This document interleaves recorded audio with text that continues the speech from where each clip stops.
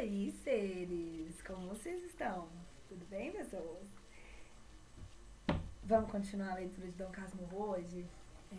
Nós paramos na página 111, nós vimos pro capítulo 70. Tô aprendendo a ler nos livros romanos. Não é? Se alguém vê isso aí e tiver errado, me corrija, que eu só vou olhar depois que eu leio. Então aí a gente pode corrigir, mas é isso mesmo, né? Então vamos lá. A gente vai continuar a leitura de Dom Casmurro. Nós tínhamos parado na parte da missa, né? E que o Bentinho estava na missa, nós vamos continuar depois da missa. Rezei ainda, persignei-me, fechei o livro de missa e caminhei para a porta. A gente não era muita, mas a igreja também não é grande, eu não pude sair logo, mas devagar. Havia homens e mulheres, velhos e moços, sedas, chitas, provavelmente olhos feios e belos, mas eu não vi uns nem outros. Lá na direção da porta, com a onda, ouvindo as saudações e os cochichos. No adro, onde se fez claro, parei e olhei para todos. Vi então uma moça e um homem que saíam da igreja e pararam. A moça olhava para mim, falando ao homem, e o homem olhava para mim, ouvindo a moça. E chegaram-me estas palavras: mas o que queres?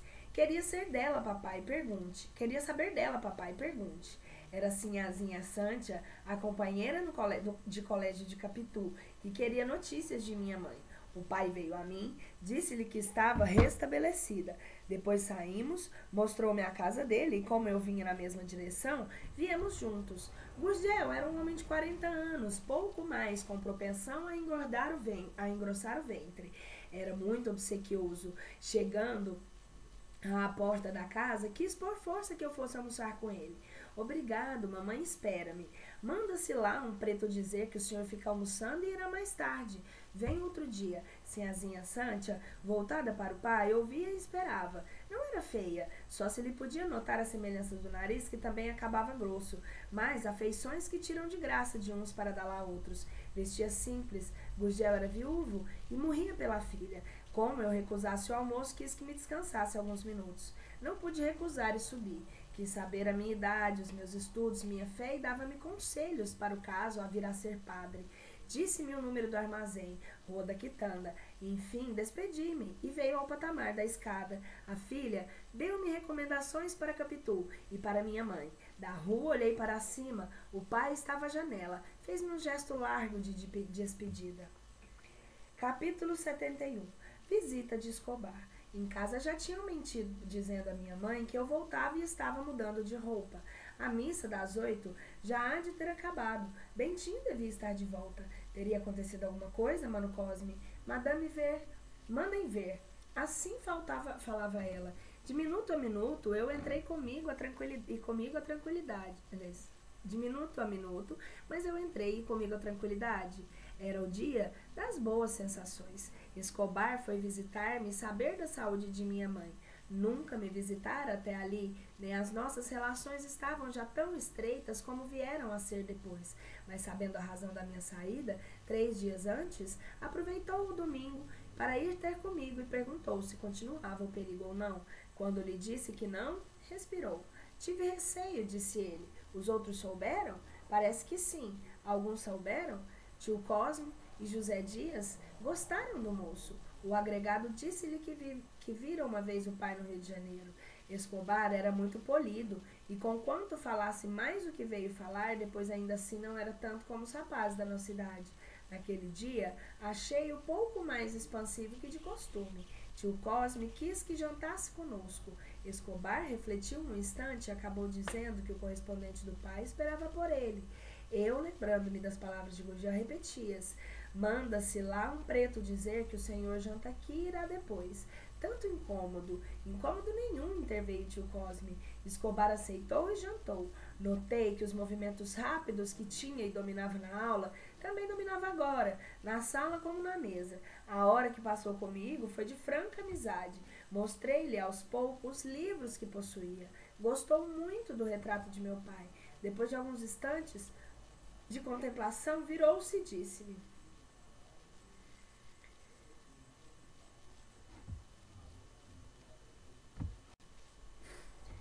Vê-se que era um coração puro. Os olhos de Escobar, claros como já disse, eram dulcíssimos. Assim definiu José Dias depois que ele saiu, e mantendo esta palavra, apesar dos 40 anos que traz em cima de si. Não houve exageração do agregado. A cara rapada mostrava a pele alva e lisa. A testa, que era pouco baixa, vindo à risca do cabelo quase em cima da sobrancelha esquerda, mas tinha sempre a altura necessária para não afrontar outras feições nem diminuir a graça delas. Realmente, era interessante de rosto, a boca fina, a chocarreira, o nariz curvo e delgado. Tinha cestro de sacudir o ombro direito de quando em quando e veio a perdê-lo desde que um de nós lhe notou um dia no seminário.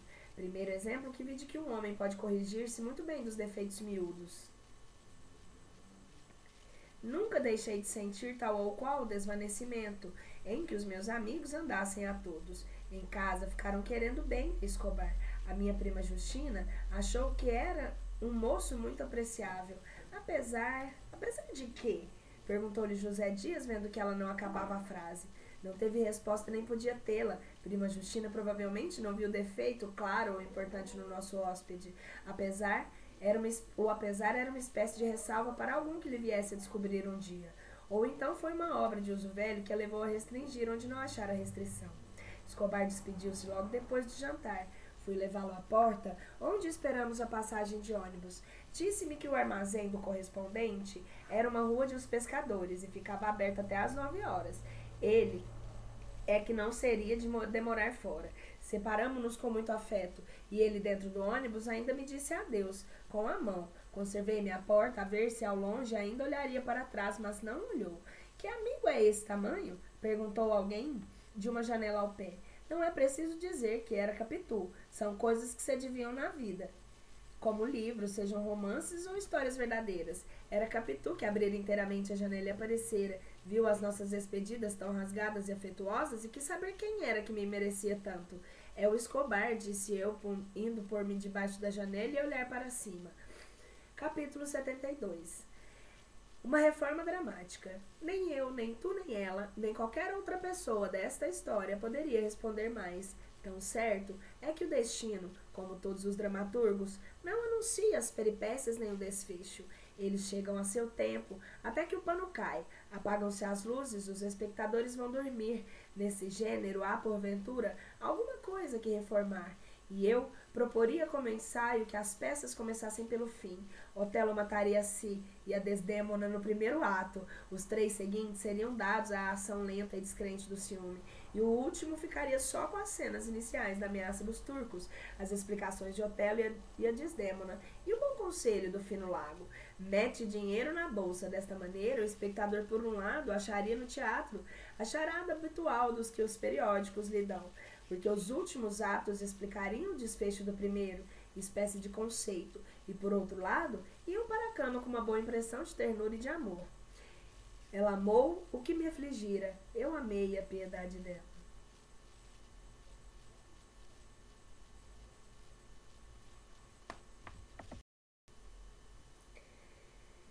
Capítulo 73. O contra-regra. O destino não é só dramaturgo, é também o seu próprio contra-regra, isto é, designa a entrada dos personagens em cena, dá-lhes as cartas e outros objetos e executa dentro dos sinais correspondentes ao diálogo uma trovoada, um carro, um tiro. Quando eu era moço, representou-se aí, não sei em que teatro, um drama que acabava pelo juízo final. O principal personagem era Chaveros, que no último quadro concluía um monólogo por esta exclamação: ouço a trombeta do arcanjo. Não se ouviu trombeta nenhuma. Acharevos, envergonhado, repetiu a palavra, agora mais alto para divertir o contra-regra, mas ainda nada. Então, caminhou para o fundo disfarçadamente trágico, mas efetivamente com o fim de falar ao bastidor. Voltando um pouco. Ouço a trombeta do arcanjo. Não se ouviu trombeta nenhuma. A Chaveros, envergonhado, repetiu a palavra, agora mais alto para divertir uma contra-regra, mas ainda nada. Então caminhou para o fundo, disfarçadamente trágico, mas efetivamente com o fim de falar ao bastidor e dizer em voz surda: o pistão, o pistão, o pistão. O público ouviu esta palavra e desatou a rir, até que a trombeta soou de veras, e Archaveros bradou pela terceira vez que era o arcanjo. Um gaiato da plateia corrigiu cá de baixo. Não, senhor, é o pistão do arcanjo. Assim se explicam a minha estada debaixo da janela de Capitu e a passagem de um cavaleiro dandy, como então dizíamos. Montava um belo cavalo alazão, firme na sela, rédea na mão esquerda, à direita cinta, botas de verniz e figura de posturas esbeltas. A cara não me era desconhecida. Tinham passado outros e ainda outros viriam atrás. Todos iam às suas namoradas. Era o uso do tempo namorar a cavalo. Relê Alencar, porque um estudante, entre parênteses, dizia um dos seus personagens de teatro de 1858, não pode estar sem duas coisas, um cavalo e uma namorada. Relê Álvares de Azevedo, uma das suas poesias, Relê Álvares de Azevedo. Uma das suas poesias é destinada a contar que residia em Catumbi e, para ver a namorada no catete, alugar um cavalo por 3.000 réis. 3.000 réis! Tudo se perde na noite dos tempos. Ora, o dandy do cavalo baio não passou como os outros. Era a trombeta do juízo final e soou a tempo. Assim, faz o destino que é o seu próprio contra-regra. O cavaleiro não se contentou de ir andando, mas voltou a cabeça para o nosso lado, o lado de Capitu, e olhou para Capitu e Capitu para ele. O cavalo andava, a cabeça do homem deixava-se ir voltando para trás. Tal foi o segundo dente de ciúme que me mordeu. A rigor, era natural admirar as belas figuras, mas aquele sujeito que costumava passar ali às tardes morava no antigo campo da aclamação. E depois... Vou raciocinar com o coração de brasa, como era o meu. E nem disse nada a Capitu. Saí à rua depressa e enfiei pelo meu corredor, e quando dei por mim estava na sala de visitas. Capítulo 74. A presilha. Na sala de visitas, tio Cosme e José Dias conversavam um sentado, o outro andando e parando. A vista de José Dias lembrou-me o que ele dissera no seminário. Aquilo, enquanto não pegara algum peralta da vizinhança que case com ela, era certamente alusão ao cavaleiro. Tal recordação agravou a impressão que eu trazia da rua, mas não seria essa palavra, inconscientemente guardada, que me dispôs a crer a malícia de seus olhares? A vontade que tive foi pegar em José Dias pela gola e levá-lo ao corredor e perguntar-lhe se falava de verdade ou por hipótese. Mas José Dias, que parara ao me ver entrar, continuou a andar e falar. Eu, impactante, queria ir à casa ao pé. Imaginava que Capitu saísse da janela assustada e não retardasse a aparecer, para indagar e explicar. E os dois falavam até que tio Cosme ergueu-se para ir ver a doente, e José Dias veio comigo ao vão da outra janela. Há um instante, eu tinha o desejo de lhe perguntar o que havia entre Capitu e os peraltas do bairro. Agora, imaginando que vinha justamente dizer-mo, fiquei com medo de ouvi-lo. Quis tapar-lhe a boca. José Dias viu no meu rosto algum sinal diferente da expressão habitual e perguntou-me com interesse: que é, Bentinho?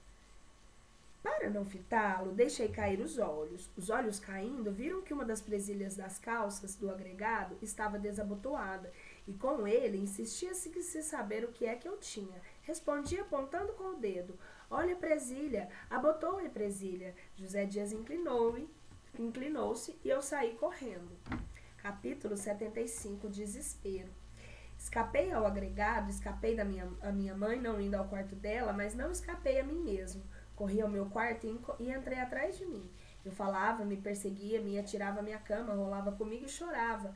Abafava os soluços com a ponta do lençol. Jurei não ir ver Capitu aquela tarde, nem nunca mais, e fazer-me padre de uma vez.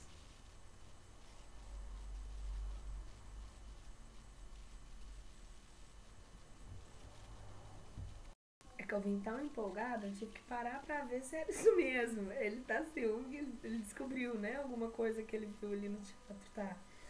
Vou continuar. Então ele chorou e quis ir embora fazer padre de uma vez. Via-me já ordenado diante dela que choraria de arrependimento, me pediria perdão, mas eu, frio e sereno, não teria mais que desprezo, muito desprezo. Voltava-lhe às costas, chamava-lhe perversa. 2 vezes dei por mim, mordendo os dentes como se estivesse entre eles. Da cama, ouvi a voz dela, que viera passar um resto da tarde com a minha mãe, naturalmente comigo, como das outras vezes. mas por maior que fosse o abalo que me deu, não me fez sair do quarto. Capitu ria alto, falava alto como se me avisasse. Eu continuava surdo, a sós comigo, e o meu desprezo, a vontade que me dava, era cravar-lhe as unhas no pescoço e enterrá-las bem, até ver-lhe sair a vida com o sangue. No? Mas o cara ia ser padre, né? 76. Explicação. Ao fim de um largo tempo, eu estava sossegado, mas abatido. Como me achasse estirado na cama, com os olhos no teto, lembrou-me a recomendação que a minha mãe fazia ao me não deitar depois de jantar, para evitar alguma congestão. Ergui-me de golpe, mas não saí do quarto. Capitu ria agora menos e falava mais baixo. Estaria aflita com a minha reclusão, mas nem isso me abalou. Não sei e nem dormi mal. Não sei e dormi mal. Na manhã seguinte, não estava melhor, estava diferente. A minha dor agora complicava-se do receio de haver ido além do que convinha. Deixando de examinar o negócio, posto que a cabeça me doesse um pouco, eu simulei maior incômodo, com o fim de não ir ao seminário e falar a Capitu. Podia estar zangada comigo, podia não querer-me agora e preferir o cavaleiro. Quis resolver tudo, ouvi-la e julgá-la. Podia ser que estivesse defesa e explicação. Tinha ambas as coisas. Quando soube a causa da minha reclusão da véspera, disse-me que era de grande injúria o que lhe fazia. Não podia crer que, depois da nossa troca de juramentos, tão leviana a julgasse que pudesse crer. E aqui romperam-lhe lágrimas, e fez um gesto de separação. Mas eu acudi de pronto. Peguei-lhe das mãos e beijei-as com tanta alma e calor que a sentia estremecer. Enxugou os olhos com os dedos e eu os beijei de novo, por eles e pelas lágrimas. Depois suspirou, depois abanou a cabeça. Confessou-me que não conhecia o rapaz, senão como os outros que ali passavam as tardes, a cavalo ou a pé. Se olhara para ele, era prova exatamente de não haver nada entre ambos. Se houvesse, era natural dissimular. E que poderia haver se ele vai casar? Concluiu. Vai casar? Ia casar, disse-me com quem? Com uma moça da Rua dos Barbonos. Esta razão quadrou-me mais que tudo, e ela o sentiu no meu gesto. Nem por isso deixou de dizer que, para evitar nova equivocação, deixaria de ir mais à janela. Não lhe peço isso. Consentiu em retirar a promessa, mas fez outra, e foi a primeira suspeita de minha parte. Tudo estaria dissolvido entre nós. Aceitei a ameaça e jurei que nunca mais haveria de cumprir. Era a minha primeira suspeita e a última. Capítulo 77. Prazer das dores velhas. Contando aquela crise do meu amor adolescente, sinto uma coisa que não sei se explico bem. É que as dores daquela quadra tal pronto se espiritualizaram com o tempo que chegaram a diluir-se no prazer. Não é claro isto, mas nem tudo é claro na vida ou nos livros. É verdade que eu sinto um gosto particular em referir tal aborrecimento quando é certo que ele me lembra outros e não quisera lembrar por nada. Capítulo 78. Segredo por segredo. De resto, naquele mesmo tempo, senti qual as necessidades de contar a alguém que se passava entre mim e Capitu. Não referi tudo, mas só uma parte, e foi Escobar que a recebeu. Quando voltei ao seminário, na quarta-feira, achei-o inquieto. Disse-me que era sua intenção ir ver-me se eu demorasse mais um dia em casa.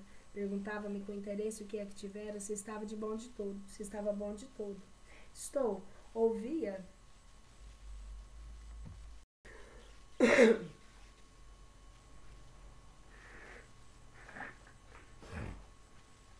Voltando aqui, né?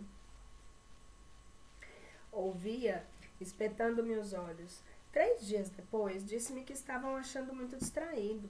Era bom disfarçar o mais que pudesse. Ele, à sua parte, tinha razões para andar distraído também, mas buscava ficar atento. Então, parece-lhe... Sim, você às vezes está que não ouve nada, olhando para ontem. Disfarce, Santiago. Tem outros motivos. Creio, ninguém se distrai à toa. Escobar? Hesitei, ele esperou. Que é?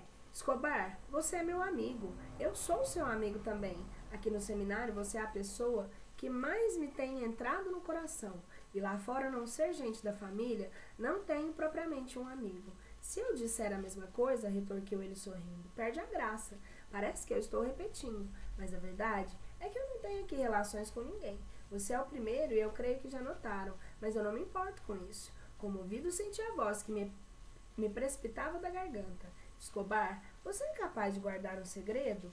Você que pergunta é porque duvida, e neste caso, desculpe, é um modo de falar. Eu sei que é um moço sério e faço de conta que me confesso a um padre.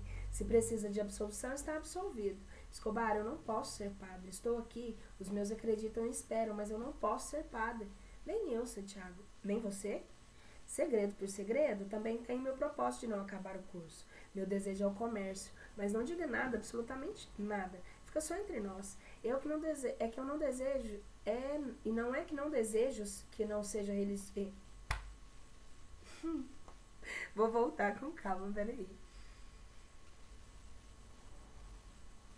E não é que eu não seja religioso, sou religioso, mas o comércio é a minha paixão. Só isso? Quem mais há de ser? Dei 2 voltas e sussurrei a primeira palavra da minha confidência, tão escassa e surda que não a ouvi eu mesmo. Sei, porém, que disse uma pessoa. Com reticência, uma pessoa? Não foi preciso mais para que ele entendesse. Uma pessoa devia ser uma moça. Nem cuides que pasmou de me ver enamorado. Achou até natural e espetou-me outra vez os olhos. Então contei-lhe por alto que podia, mas demoradamente, para ter o gosto de repisar o assunto. Escobar escutava-me com interesse. No fim da nossa conversação, declarou-me que era segredo. Enterrado em cemitério, deu-me conselho como que não me fizesse padre. Deu-me de conselho que não me fizesse padre. Não podia levar para a igreja um coração que não era do céu, mas da terra. Seria um mau padre, nem seria padre. Ao contrário, Deus protegia os sinceros, uma vez que eu só podia servi-lo no mundo, aí me cumpria ficar. Não calculas o prazer que me deu, a confidência que lhe fiz. Era como uma felicidade mais. Aquele coração moço que me movia e me dava razão, trazia a este mundo um aspecto extraordinário. Era um grande e belo mundo, a vida uma carreira excelente, e eu nem mais nem menos um mimoso do céu. Eis a minha sensação. Nota que eu não lhe disse tudo, nem melhor. Não lhe referi o capítulo do penteado, por exemplo, nem outros assim, mas o contado era muito. Quando voltamos ao assunto, não é preciso dizê-lo. Gente, eu acho que eu realmente estou um pouco desconcentrada. Peraí. Não bagunça as ideias de vocês, é a minha, né? Vou voltar. Que voltamos ao assunto não é preciso dizê-lo. Voltamos uma e muitas vezes. Eu louvava as qualidades morais de Capitu, matéria adequada à admiração de um seminarista, a simpleza, a modéstia, o amor do trabalho e os costumes religiosos. Não lhe tocava nas graças físicas, nem ele me perguntava por elas. Apenas insinuei a conivência de conhecer de vista. Conveniência não é conivência. É. Conveniência de conhecer de vista. Agora não é possível dizer-lhe na primeira semana ao voltar de casa, Capitu vai passar uns dias com uma amiga na Rua dos Inválidos. Quando ela vier, você irá lá. Mas pode ir antes, pode ir sempre. Porque não foi ontem jantar comigo? Porque você não convidou. Você precisa precisa te convidar? Lá em casa, todos ficaram gostando muito de você. Também eu fiquei, gostando de todos, mas é possível fazer distinção? Confesso-lhe que a sua mãe é uma senhora adorável, não é verdade? Retorqui cheio de alvoroço. Capítulo 79. Vamos ao capítulo. Com efeito, gostei de ouvi-lo falar assim. Sabes a opinião que eu tinha de minha mãe? Ainda agora, depois de interromper esta linha para mirar-lhe o retrato que prende na parede, acho que trazer no rosto impresso aquela qualidade, nem de outro modo explica a opinião de Escobar. O que apenas trocara com ela 4 palavras. Uma só bastava penetrar-lhe a essência íntima. Sim, minha mãe era adorável. Por mais que me tivesse então obrigando a uma carreira que eu não queria, não podia deixar de sentir que era adorável como uma santa. Porventura era certo que me obrigava à carreira eclesiástica? Assim chegou a um ponto, que esperei viesse depois, tanto que já pesquisava em que altura lhe daria um capítulo. Realmente não cabia dizer agora o que só mais tarde presumi descobrir. Mas uma vez que toquei no ponto, é melhor acabar com ele. É grave, complexo, delicado e sutil. Um destes em que o autor tende a atender ao filho e o filho há de ouvir o autor, para quem um e outro digam a verdade, só a verdade, mas toda a verdade. Cabe ainda notar que esse é o ponto que torna justamente a santa mais adorável, sem prejuízo, ao contrário da parte humana e terrestre que havia nela. Basta de prefácio ao capítulo. Vamos ao capítulo. Capítulo 80. Venhamos ao capítulo. Venhamos ao capítulo. Minha mãe era temente a Deus, sabes disso, e das suas práticas religiosas, a de fé pura que as animava. Nem ignoras que a minha carreira eclesiástica era objeto de promessa feita quando foi concebido. Tudo está contado oportunamente. Outro assim sabes que, para o fim de apertar o vínculo moral da obrigação, confiou os seus projetos e motivos a parentes e familiares. A promessa, feita com fervor, aceita com misericórdia, foi guardada por ela, com alegria, mas no íntimo do coração. Penso que lhe senti o sabor da felicidade no leite que me deu a mamar. Meu pai, se vivesse, é possível que alterasse os planos e, como tinha vocação da política, é provável que me encaminhasse somente à política, embora de os dois ofícios não fossem nem sejam inconciliáveis, e mais de um padre entre na luta dos partidos dos governos dos homens. Mas meu pai morrera sem saber de nada, e ela ficou diante do contrato como única devedora. Um dos aforismos de Franklin é que para quem tem de pagar na Páscoa, a quaresma é curta. A nossa quaresma não foi mais longa que as outras, e a minha mãe, posto que me mandasse ensinar latim e doutrina, começou a odiar a minha entrada no seminário. É o que se chama, comercialmente falando, reformar uma letra. O credor que está aqui milionário não dependia daquela tia para comer. Consentiu nas preferências do pagamento, sem sequer agravar a taxa de juro. Um dia, porém, um dos familiares que serviam de endossantes da letra falou da necessidade de entregar o preço ajustado. Está num dos capítulos primeiros. Minha mãe concordou e recolhi-me a São José. Ora, nesse mesmo capítulo, verteu-me as lágrimas, um que enxugou sem explicar e que sem nenhum dos parentes, nem tio Cosme, nem prima Justina, nem o agregado José Dias, entendeu absolutamente. E eu que estava atrás da porta, não as entendi mais que eles. Bem examinadas, apesar da distância, vê-se que eram saudades prévias, a mágoa da separação, e poder ser também, bem examinadas, apesar da distância, vê-se que eram saudades prévias, a mágoa da separação, e pode ser também, entre parênteses, ao princípio do todo, pode ser que arrependimento da promessa. Católica, a devota, sentia muito bem que as promessas se cumprem. Questão é se oportuno e adequado fazê-las todas, e naturalmente inclinava-se à negativa. Por que é que Deus a puniria, negando-lhe um segundo filho? A vontade divina podia ser a minha vida, sem necessidade de lhe dedicar ao abovo. Era um raciocínio tardio, devia ter sido feito no dia que fui gerado. Em todo caso, era uma conclusão primeira, mas não bastando concluir para destruir, tudo se manteve. E eu fui para o seminário. Um cochilo de fé teria resolvido a questão a meu favor, mas a fé velava com seus grandes olhos ingênuos. Minha mãe faria, se pudesse, uma troca de promessa, dando parte dos seus anos para conservar-me consigo, fora do clero, casado e pai. É o que presumo, assim como suponho que rejeitou tal ideia, por lhe parecer uma deslealdade. Assim a senti sempre na corrente da vida ordinária. Sucedeu que a minha ausência foi logo temperada pela assiduidade de Capitu. Esta começou a fazer-lhe necessária. Pouco a pouco veio a persuasão que a pequena Maria me faria feliz. Então, é o final do ponto anunciá-lo. Esperança de que o nosso amor, tornando-me absolutamente incompatível com o seminário, me levasse a não ficar lá nem por Deus nem pelo diabo. Essa esperança íntima e secreta entrou a invadir o coração de minha mãe. Neste caso, eu romperia o contrato sem que ela tivesse culpa. Ela ficava comigo sem ato propriamente seu. E como se, tendo confiado a alguém a importância de uma dívida para levá-la ao credor, o portador guardasse o dinheiro consigo, então não levasse nada. Na vida comum, o ato de terceiro grau não desobriga o contratante, mas a vantagem de contratar com o céu é que a intenção vale dinheiro.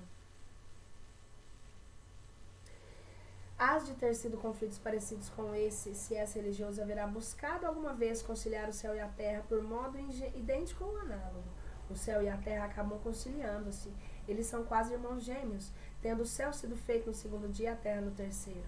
Como Abraão, minha mãe levou o filho ao monte da visão e mais lenha para o holocausto, fogo e um cutelo. E atou Isaque em cima do feixe de lenha e pegou o cutelo e levantou-o ao alto. No momento de fazê-lo cair, ouve a voz do anjo que lhe ordena a parte do Senhor. Não façais mal algum ao teu filho, conheci que temes a Deus. Tal seria a esperança secreta de minha mãe.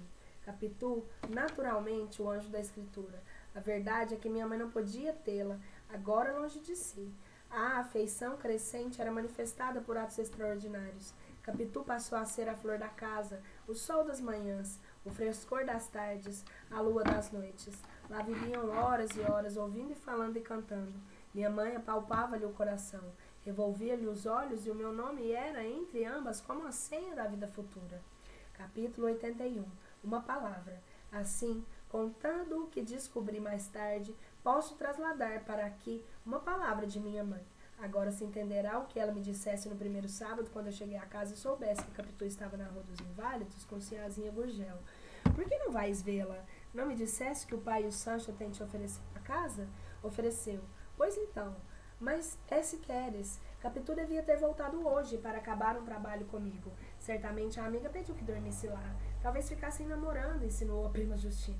Não a matei por não ter mão a ferro nem corda, pistola nem punhal, mas os olhos que lhe deitei, se pudessem matar, teria suprido tudo. Um dos erros da providência foi deixar o homem unicamente aos braços e os dentes como armas de ataque, e as pernas como armas de fogo ou defesa. Os olhos bastavam ao primeiro efeito. O mover deles faria parar ou cair no inimigo um rival, e exerceria uma vingança pronta. Com esse acréscimo, que para desnortear a justiça, os mesmos olhos matadores seriam olhos piedosos e correriam a chorar a vítima. Prima Justina escapou aos meus, é que eu não escapei ao efeito da insinuação no domingo às 11 horas e corri à Rua dos Inválidos. O pai de Santia recebeu com um desalinho triste. Recebeu-me em desalinho triste. A filha estava enferma, caíra na véspera com uma febre que ia se agravando. Como ele queria muito a filha, pensava vê-la já morta e anunciou que se mataria também. Eis aqui um capítulo fúnebre como o cemitério, mortes, suicídios e assassinatos. Eu ansiava por um raio de luz clara e céu azul. Foi Capitu que os trouxe à porta da sala, vindo dizer ao pai Sancha que a filha mandara chamar. Está pior? Perguntou Gurgel assustado. Não, senhor, mas quer falar-lhe. Fique aqui um bocadinho, disse-lhe ele. Voltando-se para mim. É a enfermeira de Sancha que não quer outra. Eu já volto. Capitu trazia sinais de fadiga e comoção, mas tão depressa me viu que ficou toda outra, a mocinha de sempre, fresca e lépida, não menos que espantada. Custou-lhe a crer que fosse eu. Falou-me, quis que lhe falasse e efetivamente conversamos por alguns minutos, mas tão baixo e abafado que nem as paredes ouviram, e elas que têm ouvidos. De resto, se elas ouviram algo, nada entenderam, nem elas nem os móveis que estavam tristes como o dono. Capítulo 82. O canapé. Deles, só o canapé pareceu haver compreendido a nossa situação moral, visto que nos ofereceu o serviço da sua palhinha, com tal insistência que os aceitamos e nos sentamos. Daí a opinião particular que tem do canapé. Ele faz aliar a intimidade e o decoro e mostra a casa toda sem sair da sala. 2 homens sentados nele podem debater o destino do império e 2 mulheres a graça de um vestido. Mas um homem e uma mulher, só por aberração das leis naturais, dirão outra coisa que não sejam de si mesmos. Foi o que fizemos, Capitu e eu. Vagamente lembra-me que lhe perguntei a demora que ali seria grande. Não sei, a febre parece que cede, mas... Também me lembra vagamente que lhe expliquei sobre a minha visita à Rua dos Inválidos como a pura verdade. Isso é, conselho de minha mãe. Conselho dela? Murmurou Capitu, e acrescentou com os olhos que brilhavam extraordinariamente. Seremos felizes. Repeti essas palavras com os simples dedos apertando os dela. O canapé, quer visse ou não, continuou a prestar o seu serviço às nossas mãos presas e às nossas cabeças juntas ou quase juntas. Capítulo 83. O retrato. Gurgel tornou à sala e disse a Capitu que a filha chamava por ela. Eu levantei-me depressa e não achei compostura. Meti os olhos pelas cadeiras e ao contrário. Meti os olhos pelas cadeiras. Ao contrário, Capitu ergueu-se naturalmente e perguntou-lhe se a febre aumentara. Não, disse ele. Sem sobressalto nem nada, nenhum ar de mistério da parte de Capitu, voltou-se para mim. Disse-me que levasse as lembranças à minha mãe e à prima Justina e que até breve. Estendeu-me a mão e enfiou-me no corredor. Todas as minhas invejas foram com ela. Como era possível que Capitu governasse tão facilmente, eu não? Esta uma moça, observou Gurgel, olhando para ela. Murmurei que sim. Na verdade, Capitu ia crescendo as carreiras, formas arredondavam-se e avigoravam-se com grande intensidade. Moralmente, a mesma coisa. Era mulher por dentro e por fora, mulher à direita e à esquerda, mulher por todos os lados, e desde os pés até a cabeça. Esse arvorecer era mais a pressão, agora que eu a via de dias a dias. Cada vez que vinha a casa, outro achava-a mais alta e mais cheia. Os olhos pareciam ter outra reflexão e a boca outro império. Gurgel, voltando-se para a parede da sala, onde pendia um retrato de moça, perguntou-me se Capitu era parecida com o retrato. Um dos costumes da minha vida foi sempre concordar com a opinião provável do meu interlocutor. Desde que a matéria não me agrava, aborrece ou impõe. Antes de examinar se efetivamente Capitu parecia com o retrato, foi responder que sim. Então, disse que era o retrato da mulher dele e que as pessoas que a conhecem diziam a mesma coisa. Também achava que as feições eram semelhantes, a testa, principalmente os olhos. Quanto ao gênio, eram pareciam irmãs. Finalmente, até a amizade que ela tem com Santinha, a mãe não era mais amiga dela. A mãe não era mais amiga dela. Na vida há dessas semelhanças esquisitas. Oh! Tem dia que é complicado, né? Eu acho que eu tô precisando de óculos mesmo.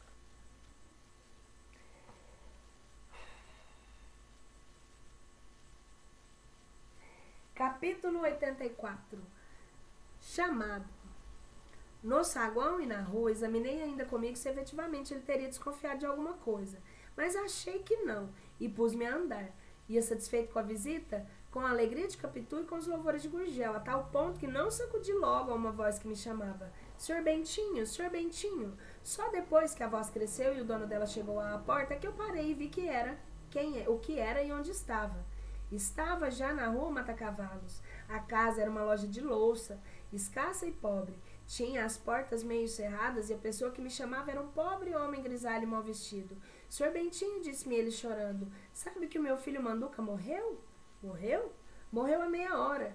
Enterra-se amanhã. Mandei o recado com a sua mãe agora mesmo e ela fez a caridade de mandar algumas flores para botar no caixão.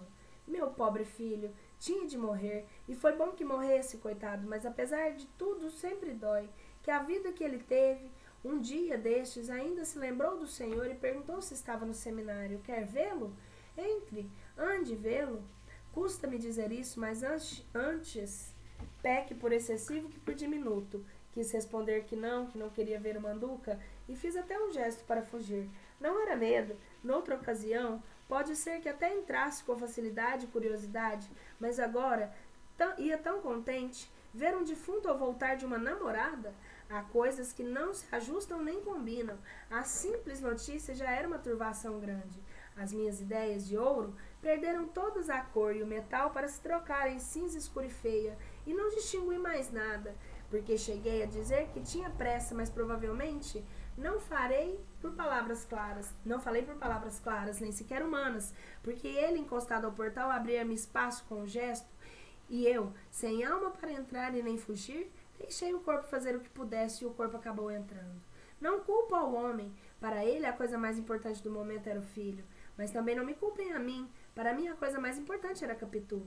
O mal foi que os dois casos se conjugassem na mesma tarde e que a morte de um viesse a meter o nariz na vida de outro. Eis o mal todo. Se passasse antes ou depois, ou se Manduca esperasse algumas horas para morrer, nenhuma nota aborrecida viria interromper as melodias da minha alma.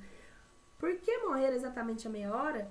Toda hora é apropriada ao óbito. Morre-se muito bem às 6 ou 7 horas da tarde. Capítulo 85. O defunto.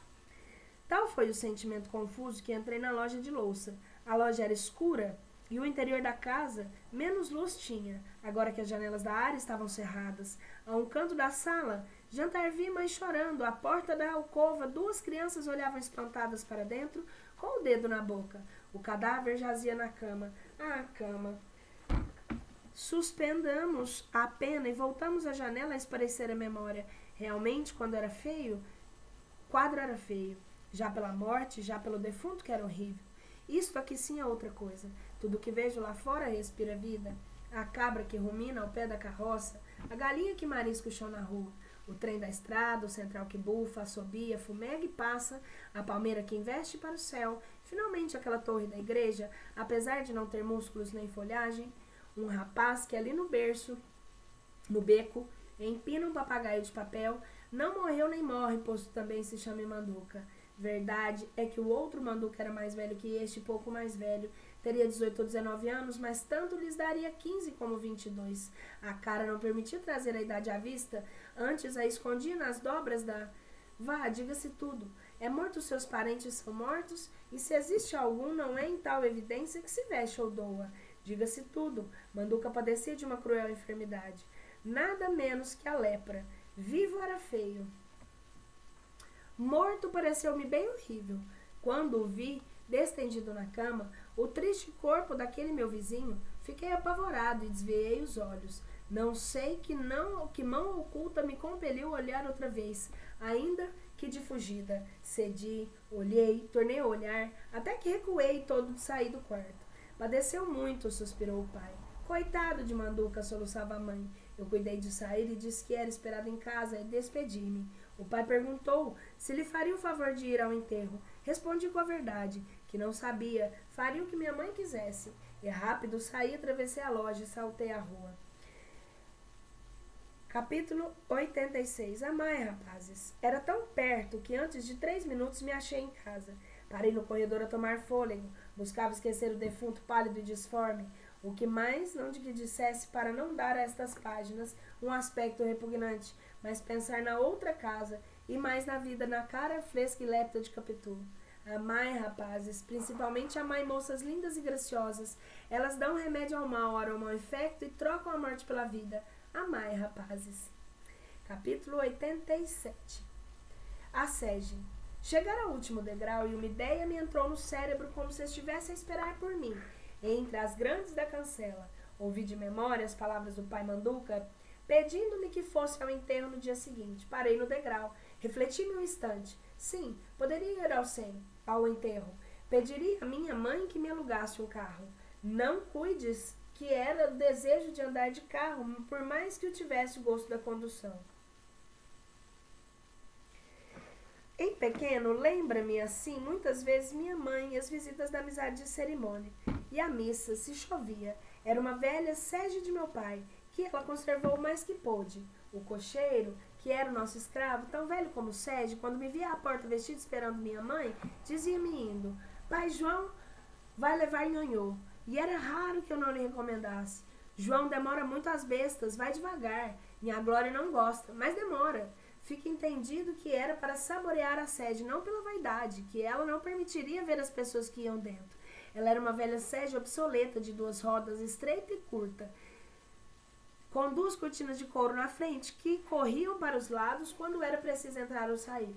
Cada cortina tinha um óculo de vidro e gostava de espiar para fora. Senta, Bentinho, deixa espiar, mãe. Em pé, quando era mais pequeno, metia o carro no vidro e via o cocheiro com as suas grandes botas escachando na mula da esquerda e segurando a rédea na outra. Na mão levava o chicote grosso e comprido. Tudo incômodo, as botas, os chicotes, as mulas.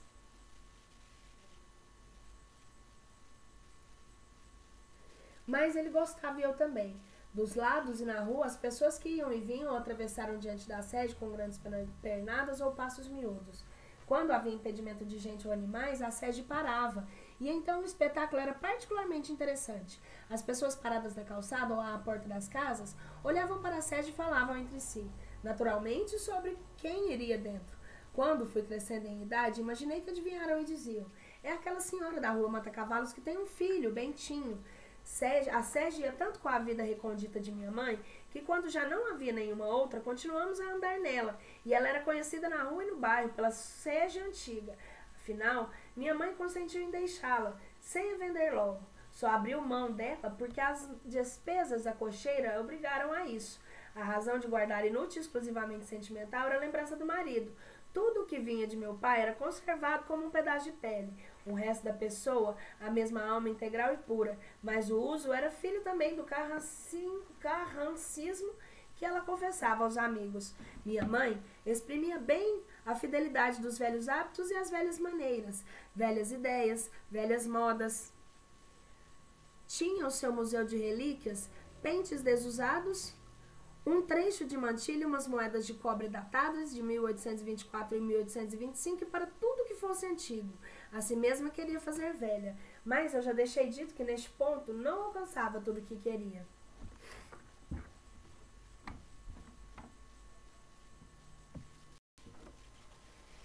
Capítulo 88. Um pretexto honesto.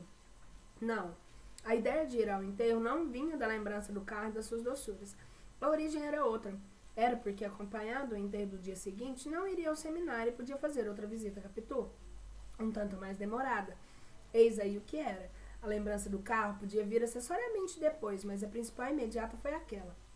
Voltaria à Rua dos Inválidos a pretexto de saber que Ceazinha e Gurgel. Contava que tudo me saísse como naquele dia. Gurgel aflito, Capitu comigo no canapé, as mãos presas, o penteado. Vou perder a mamãe. Abri a cancela. Antes de transpô-la, assim como ouvira na memória, a palavra do pai morto, ouvi agora da mamãe repetir meia voz. Coitado de Manduca. Capítulo 89. A recusa. Minha mãe ficou perplexa quando pedi para ir ao enterro. Perder um dia de seminário. Fiz-lhe notar a amizade que Manduca me tinha. E depois, era gente pobre. Tudo o que me lembrou dizer, disse. Prima Justina opinou pela negativa. Você acha que não deve ir? Perguntou a minha mãe. Esse é o capítulo 89, né? Acho que não. Que amizade é essa que eu nunca vi? Prima Justina venceu. Quando referi ao caso agregado, este sorriu e disse-me que o motivo escondido da prima era provavelmente não dar ao enterro lúcido da minha pessoa. Fosse o que fosse, fiquei amuado. No dia seguinte, pensando no motivo, não me desagradou. Mais tarde, achei-lhe um sabor particular. Aí nós vamos deixar a polêmica pro próximo vídeo. Um beijo!